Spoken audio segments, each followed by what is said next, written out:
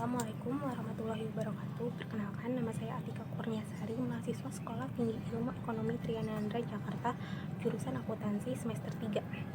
Sebelumnya saya mengucapkan terima kasih kepada Bapak Amir Yani SMMM selaku dosen pengampun MK Hukum Ekonomi. Di sini saya akan mempresentasikan tentang bentuk-bentuk badan usaha yang terdapat di Indonesia. Sebelum kita masuk ke materi, saya akan menjelaskan terlebih dahulu apa sih badan usaha itu.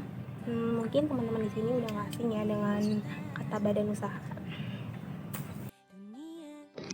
Pengertian badan usaha.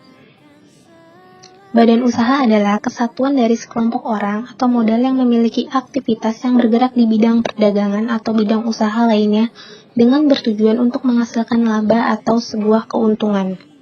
Nah, selanjutnya bentuk-bentuk badan usaha yang khususnya terdapat di Indonesia. Yang pertama ada perusahaan perseorangan. Perusahaan perseorangan adalah perusahaan yang dibangun oleh seorang pengusaha saja. Karena itu, jenis usaha ini tergolong kecil dan sederhana. Ciri-ciri badan usaha ini ialah produksi barang atau jasa yang dihasilkan berskala kecil dengan menggunakan alat produksi yang juga sederhana. Hal ini disebabkan oleh modal usaha dari pengusaha sendiri yang minim. Nah, ini adalah contoh perusahaan perorangan. Bisa dilihat contohnya seperti bengkel, rumah makan, ataupun pedagang kecil lainnya. Yang kedua adalah firma. Firma adalah perusahaan yang didirikan oleh beberapa orang dengan memakai satu nama untuk kepentingan bersama. Modal perusahaan firma berasal dari setoran langsung yang terkait dalam kesepakatan firma.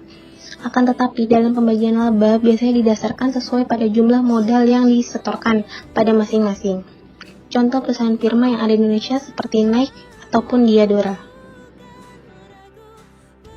Saya Sababila Fitriyanti dari kelompok 8 ingin melanjutkan presentasi dari Atika.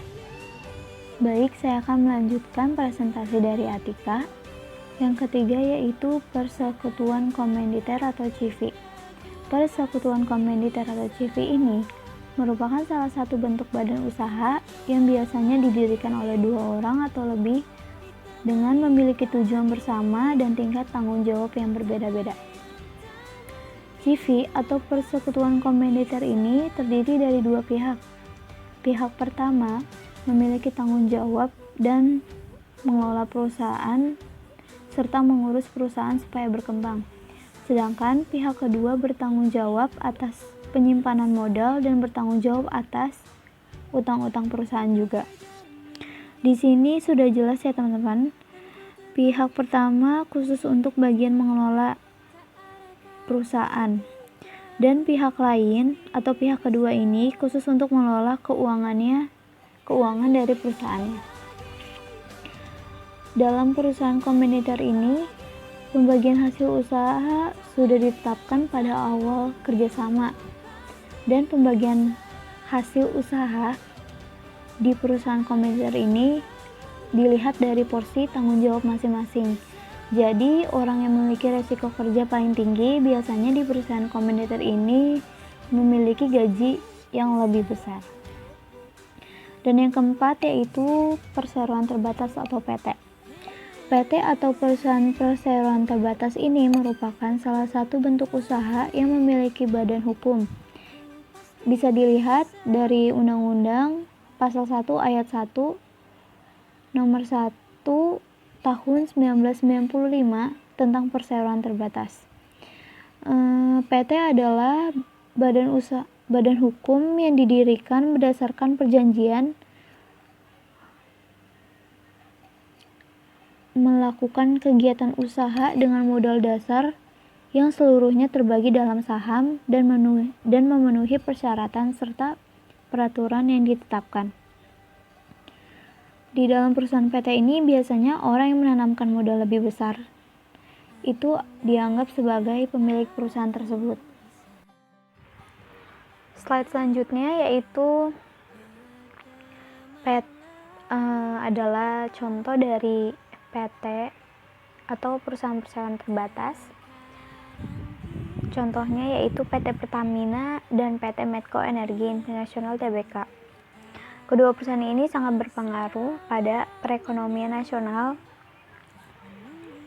karena kas negara dapat bertambah dari pajak dan laba perusahaan tersebut.